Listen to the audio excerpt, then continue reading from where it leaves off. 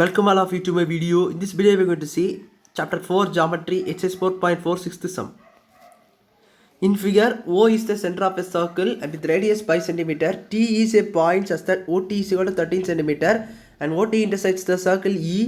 If AB is the tangent to the circle at E, find the length of the AB. So diagram பார்த்து அந்த question நம்ம வந்து solve பண்ணனும். So பாருங்க என்ன கொடுத்திருக்காங்கன்னா O is the center of the circle with radius 5 cm.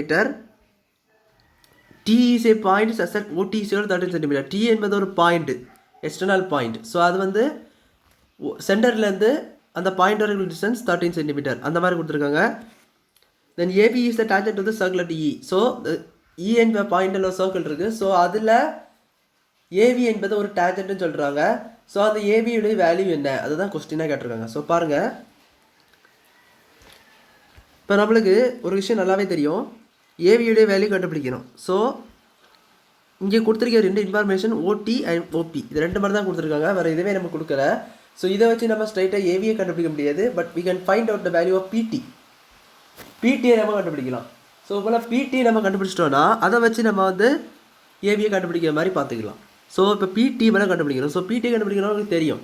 இங்கே பாருங்கள், radius and here it is tangent. ஒரு டேஞ்சன்ட் டீலேருந்து வர ஒரு டேஞ்சன்ட் போகுது. ஸோ அது சர்க்கிளில் தொட்டுக்கிட்டே போகுதுனால இது ஒரு டேஞ்சன்ட்.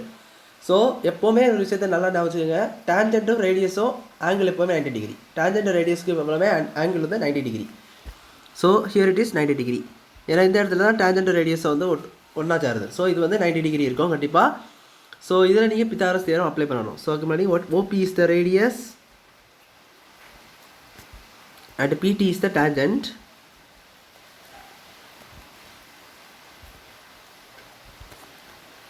இதில் அப்போ என்ன சொல்லலாம்னா ஆங்கிள் ஓபிடி என்பது 90 டிகிரின்னு சொல்லிடலாம். ஸோ இப்போ பித்தாகரஸ் தியரம் அப்ளை பண்ண போகிறோம். ஸோ பித்தாகரஸ் தியரம் தெரியும். பித்தாகரஸ் தியரம் என்பது நம்ம 90 டிகிரி ஆப்போசிட் இருக்கக்கூடியது நம்மளுக்கு வந்து hypotenuse. Here it is OT is the hypotenuse. So OT square is equal to மிச்ச ரெண்டு சைட்ஸை ஸ்கொயர் பண்ணி ஆட் பண்ணணும். So OP square plus PT square. நம்மளுக்கு ஓடியோட வேல்யூ தெரியும் 13. So 13 square is equal to ஓபியோட வேல்யூ தெரியும் 5 square plus PT square. So இது இந்த லெஃப்ட் ஹேண்ட் சைடு எடுத்து வந்துருங்க, பிடி ஸ்கொயரை மட்டும் கண்டுபிடிக்கணும், ஏன்னா அதுதான் நமக்கு தெரியாது. ஸோ அதை நம்ம கண்டுபிடிக்கலாம். So 13 square minus 5 the whole square. So இதுக்கு நம்மளோட ஐடென்டிட்டி இருக்குது, ஐடென்டிட்டி வச்சு சால்வ் பண்ணலாம், இல்லைனா நீங்கள் வந்து ஸ்ட்ரைட்டாகவும் சால்வ் பண்ணலாம். ஸோ எப்படி சால்வ் பண்ணலாம்னு இல்லை. So 13 square 169 minus 25 this is equal to 144. அல்லது ஸ்கொயர் வேல்யூ 13 வேல்யூ தெரியல அப்படின்னு சொன்னீங்கன்னா ஒன்றுமே இல்லை, நம்ம ஏ ஸ்கொயர் மைனஸ் பி ஸ்கொயர் ஏ ப்ளஸ் பி இன்ட்டு ஏ மைனஸ் பி அதை யூஸ் பண்ணிங்கன்னா 13 மைனஸ் 5 இன்ட்டு 13 ப்ளஸ் 5 வரும். ஸோ அதை நீங்கள் சால்வ் பண்ணிக்கலாம், இந்த ஆன்சர் கிடைக்கும் 144. ஸோ அப்படி எப்படினாலும் பண்ணலாம். ஸோ இது 144 கிடச்சிருக்கு. ஸோ இது பிடி ஸ்கொயரோடைய வேல்யூ. ஸோ பிடி ஸ்கொயர் தான் 144. பிடியோடைய வேல்யூ என்னவாக இருக்கும், ரூட்டில் தான் வரும். ஸ்கொயர் அந்த பக்கம் போடுவோம், ரூட்டில் வந்துடும். ஸோ பிடி is equal to 12 centimetre. Now we find the value of PT. PTயை கண்டுபிடிச்சிட்டோம். ஸோ இப்போ எதுக்காக நான் இந்த பிடியை கண்டுபிடிச்சதுன்னா, அந்த பிடிக்கும் இந்த ஏபிக்கும் ஒரு ரிலேஷன் இருக்குது. ஸோ அது எப்படி நான் பெர்பெண்டிகுலர் ரிலேஷன் எப்படி சொல்கிறதுனா, இப்போ பாருங்கள், இந்த ஏபி என்பது ஒரு டேஞ்சன்ட்டு. ஸோ இது ஒரு டேஞ்சன்ட்டு, இந்த பிடி இஸ் ஆல்சோ இதுதான் டேஞ்சன்ட்டு தான், ரெண்டுமே டேஞ்சன்ட்டு. அப்போது இப்போ இந்த ஏ என்ற பாயிண்ட்டை பாருங்களேன், இந்த ஏ என்ற பாயிண்ட்டுக்கு வந்து காமனாக இருக்குது ரெண்டு டேஞ்சன்ட்டும். ஏபிஞ்சர் தான் பிடிஞ்சர் தான், ரெண்டுமே அந்த ஏ டேஞ்சன்ட் வந்து ஏ என்ற பாயிண்ட்டு அந்த ரெண்டு டேஞ்சன்ட்டுக்குமே என்ன இருக்குது, காமனாக இருக்குது. ஸோ அப்போ இவ்வளோ டிஸ்டன்ஸும் கண்டிப்பாக என்னவாக தான் இருக்கும், ஈக்குவலாக தான் இருக்கும். ஸோ என்ன புரிஞ்சிருக்கும்னு நினைக்கிறேன். இது ரெண்டு டேஞ்சன்ட், இது ரெண்டுமே டேஞ்சன்ட்டு. பிஏ டேஞ்சன்ட்டு தான், பிடி டேஞ்சன்ட்டு தான். அதில் பிஏ என்பது ஒரு பார்ட்டு, அந்த டேஞ்சன்ட்டோட பார்ட்டுன்னு வச்சுக்கோங்க. தென் ஏபிஏ டேஞ்சன்ட்டு, அதில் ஏஇ என்பது ஒரு பார்ட்டு. ஸோ அப்போ என்ன சொல்லலாம், அந்த ரெண்டு பார்ட்டுமே ஈக்குவலாக தான் இருக்கும். பிஏ என்ற part is equal to AE என்ற பார்ட். ஸோ அந்த லைன்ஸு ஈக்குவலாக இருக்கும் சென்டிமீட்டர். ஸோ இப்போ பார்த்தீங்கன்னா சின்ஸ் இது என்ன எழுதணும்னா, the tangents AB and PT are in contact. ரெண்டும் சேர்ந்து இருக்குது, ரெண்டு கான்டாக்டில் இருக்குது. அது ஏ என்ற பாயிண்ட் ரெண்டுத்துக்குமே காமனாக இருக்குது. ஸோ இது என்ன சொல்லலாம்னா, say PA is equal to AE. So இது ரெண்டு சென்டிமீட்டர் நம்மளுக்கு தெரியாது, வேல்யூ தெரியாது, அதனால் நம்ம இது எக்ஸ்ன்னு வச்சுக்கலாம். ஸோ சேனா நம்ம அசியூம் பண்ணி இது மாதிரி. இப்போ பாருங்கள், நம்ம ஸ்ட்ரைட்டாகவே பார்க்கலாம், இது எக்ஸு இது எக்ஸு. ஸோ இந்த ஏபி ஏஇஎக்ஸு. ஸோ இது எப்படின்னா ஏஇஎக்ஸு, ஏன்னா பிஏ ஈக்குவல் டு ஏஇ. அதுபோல் அது பிஇஎக்ஸ் தான். ஏன்னு கேட்டிங்கன்னா அது வேறு ஒன்றுமே இல்லை, நம்ம ஏபி என்ற ஃபுல் டேஞ்சன்ட்டு, இதில் இ என்ற பாயிண்ட் இருக்குது, இது ஏபின்னு வச்சுக்கோங்க. ஸோ இது நம்மளுக்கு எக்ஸ்னா இதில் அந்த இ பாதியாக பிரிக்கக்கூடியது. ஸோ அப்போ பிஇ என்ன தான் இருக்கும், எக்ஸாக தான் இருக்கும். So B is also x here. So இப்போ என்ன சொல்லலாம்னா நம்மளுக்கு அது இப்போ தேவையான வேல்யூ வந்து இது ரெண்டுமே ஈக்குவல். ஸோ அப்போ ஏஇ நீங்கள் கண்டுபிடிச்சிட்டிங்கன்னு சொன்னாலே பிஇயோட வேல்யூ கண்டுபிடிச்சிடலாம். ஏன்னா நமக்கு ரெண்டு ஃபுல் டேஞ்சன்ட் ஆகணும், ஏபியோட வேல்யூ வரும். ஸோ அதை நம்ம எழுதலாம் ஏஇ ப்ளஸ் பிஇ அப்படி போட்டாலே நம்மளுக்கு அந்த டேஞ்சன்டோட வேல்யூ கிடச்சிரும். ஸோ அதுக்காக தான் நம்ம இப்போ இந்த வேல்யூ பண்ணிட்டு இருக்கோம். ஸோ அந்த பிஏ ஈக்குவல் டு ஏஇ நம்ம என்ன ஏஇ நம்மளுக்கு வேல்யூ தெரியும், ஏஇ வேல்யூ தெரியணும். அப்போ தான் நம்மளுக்கு ஏபியோட டேஞ்சன்ட் கண்டுபிடிக்க முடியும். பட் நம்மளுக்கு ஏஇ கண்டுபிடிக்கிறதுக்கு நம்ம ஸ்ட்ரைட்டாக கண்டுபிடிக்க முடியாது. ஸோ அதனால தான் நம்ம வந்து பிடியில் வந்து பிதாகரஸ் தியரம் அப்ளை பண்ணி பிடியோட வேல்யூ கண்டுபிடிச்சி அதுலேருந்து பிஏ நம்ம வந்து எக்ஸ்ன்னு அசீவ் பண்ணியிருக்கோம், பிடி 12. ஸோ அப்போ இந்த ஏடி என்ன இருக்கும், டிஏ 12 - எக்ஸ், அவ்வளோதான். ஏன்னா PA plus PT is equal to PT, PA plus AT is equal to பிடின்னு வரும். ஸோ அதில் நீங்கள் எல்லா வேல்யூ சப்ஸ்டியூட் பண்ணி பாருங்களேன், காட்டி தரீங்க பாருங்கள். இப்போ நம்மளுக்கு தேவையான லைன் வந்து PT is equal to PA plus AT இப்படி இருக்குது. இதோட பிடி தெரியும், பிடி என்னது தெரியும் 12, அண்டு பிஏ தெரியும் எக்ஸு. ஸோ இது ஏடி தெரியாது. ஸோ உங்களுக்கு தெரியாத வேல்யூ ஏடி கண்டுபிடிச்சிங்கன்னா 12 - எக்ஸ், அவ்வளோதான். ஸோ இது இப்படி தான் வந்து தெரிஞ்சு வச்சுக்காக சொன்னேன். ஸ்ட்ரைட்டாக 12 - எக்ஸும் போட்டுடலாம். இப்போ பாருங்கள் நம்ம எதோடைய வேல்யூ இப்போ தேவைலாம் ஏஇயோடைய வேல்யூ தேவை. ஸோ இதுக்கு இப்போ ஒரு கான்செப்ட் இருக்குது, அது என்னென்னா இந்த இந்த ஈயை பற்றி நான் பாயிண்ட் ஆல்ரெடி சொல்லியிருந்தேன். இந்த ஈயை பற்றி என்றதுலேருந்து அது ஒரு சர்க்கிள், ஸ்மால் சர்க்கிள் அந்த மாதிரி சொல்லியிருந்தேன். ஸோ அது வந்து அதில் தான் அந்த டேஞ்சன்ட் டச் ஆகிட்டு போகுது. ஸோ இந்த இடத்துல ஒரு சர்க்கிள் இருக்குது பார்த்தீங்களா, இந்த சர்க்கிளோடைய ஆர்க் வருது பார்த்தீங்களா, டச் ஆகிட்டே போகுது இந்த ஏபி என்ற லைனு. ஸோ அதனால் இது ஒரு டேஞ்சன்ட்னு சொல்லலாம். ஸோ அது இ என்ற பாயிண்டில் டச் பண்ணிட்டு போகுது அப்படின்னு வச்சுக்கிங்களா. அப்போ ஓஇ பெர்பெண்டிகுலர் டு ஏஇ.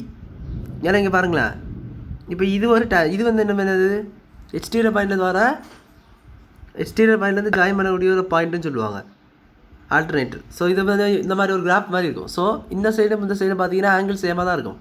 இது சேம் ரைட், இந்த சைடு 90னா இந்த சைடு 90 தான். ஸோ இது 90யாக நம்ம இப்போ காட்டுறேன் பாருங்கள். இப்போ நம்மளுக்கு இந்த ட்ரையாங்கிள் எடுத்துக்கோங்க. ஸோ இது வந்து இந்த ட்ரையாங்கிள் எடுத்துக்கோங்க. இந்த ட்ரையாங்கிள் இது பார்க்க எப்படி தெரியுது, ரைட் ஆங்கிள் ட்ரையாங்கிள் மாதிரி இருக்குது. ஸோ இது 90 சொல்லிடலாமா இல்லையா, இது right angle triangle 90 degree, series also 90 degree. So அது எப்படின்னா இங்கே எப்படி நான் 90 டிகிரி அப்படி சொல்கிறேன்னா here also radius and tangent தான். ஸோ இது இந்த ஓஇ என்பது ஒரு ரேடியஸ் அண்ட் ஏபி என்பது டேஞ்சன்ட். ஸோ டேஞ்சன்ட் அண்ட் ரேடியஸ்னால் என்னது 90 டிகிரி. ஸோ இது 90 டிகிரி. ஸோ இந்த மாதிரி நீங்கள் பார்க்கும்போது இந்த சைடு என்ன சொல்லலாம் 90 டிகிரின்னு சொல்லலாம். ஏன்னா என்னையுமே வந்து வச்சுக்கோங்க, இந்த மாதிரி கிராஃப் போடுறீங்கன்னா இந்த இடத்துல 90 இருந்ததுனால இந்த இடத்துல என்ன தான் 90 தான்.